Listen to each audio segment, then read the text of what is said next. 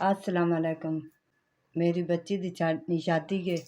मेरे छोटे छोटे बच्चे ने, 5 बच्चे ने, छोटे ने।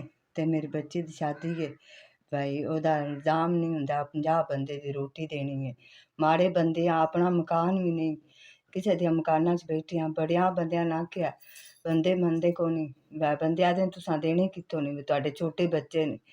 ते कोई इल्ज़ाम नहीं, अल्लाह ते भरोसा कीता है। इस महीने नावें दी 26 तरीक मेरी बच्ची दी शादी है। साडा दिल साडी बच्ची रुसरत हो जावे, इज़्ज़त नाल दानत नाल। 50 बंदे दी रोटी दा इंतजाम करना है, वो हो ही नहीं सकदा। बंदे देंदे ही कोनी सन। अल्लाह ते भरोसा कीते, अल्लाह सोहना है। मालक आप किसे दियां मकानां च बच्चे बाहर छोटे ने मेरे। अल्लाह करे ते मेरी बच्ची दे 50 बंदे दी रोटी दा इंतजाम हो जावे।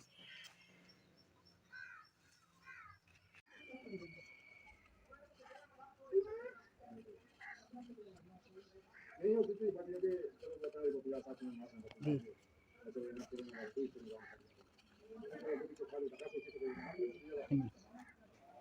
भला होवे तुहाडा।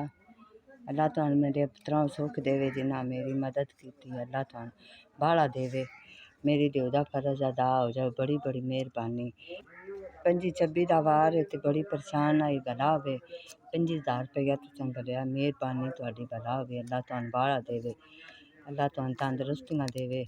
बड़ी बड़ी मेहरबानी, मेरी दिल दा फर्ज अदा हो जाए। साडे घर कोई शै नहीं मेरी बच्ची वास्ते। भला होवे जे अल्लाह मेरी मदद कीती है, मेरी दिल दा फर्ज अदा हो जाएगा। बहुत बहुत मेहरबानी। अल्लाह तुहानू चोखा देवे, मेरा सोहना मुर्शद चोखा तुहानू देवे। अल्लाह सोहना नेक सबाब लावे। तुहाडा 25,000 रुपया तुसां घल्लिया।